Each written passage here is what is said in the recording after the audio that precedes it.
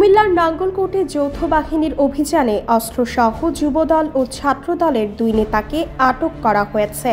মঙ্গলবার গভীর রাতে উপজেলার ঢালুয়া ইউনিয়নের চিউরা তেজের বাজার এলাকায় এই অভিযান পরিচালিত হয়। গ্রেফতারকৃতরা হলেন চিউরা গ্রামের দেলোয়ার হোসেনের ছেলে ইউনিয়ন যুবদল নেতা আনোয়ার হোসেন ও আলী হোসেনের ছেলে ইউনিয়ন ছাত্রদল নেতা নাসির। অভিযানের সময় তাদের কাছ থেকে একটি একনলা দেশীয় বন্দুক উদ্ধার করে যৌথ বাহিনী।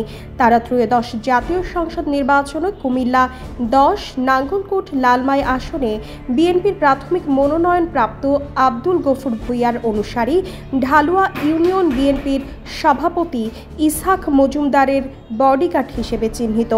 নাঙ্গলকোট সেনা ক্যাম্পের ক্যাপ্টেন মাহমুদ জানান, মঙ্গলবার রাতে উপজেলার চিউরা তেজের বাজার এলাকায় গোপন সংবাদের ভিত্তিতে অভিযান চালানো হয়।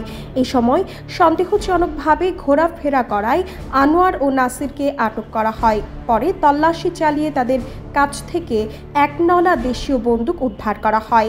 আটক ব্যক্তিদের পরবর্তীতে নাঙ্গলকোট থানায় হস্তান্তর করা হয়েছে।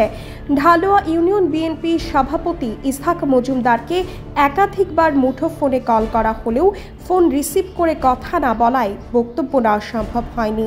নাঙ্গলকোট থানার ওসি একে ফজলুল হক বলেন, যৌথ বাহিনী আটক দুই যুবককে থানায় হস্তান্তর করেছে। আইনগত প্রক্রিয়া শেষে তাদেরকে কুমিল্লা আদালতে পাঠানো হয়েছে। রিপোর্ট করেছেন নাঙ্গলকোট কুমিল্লা প্রতিনিধি।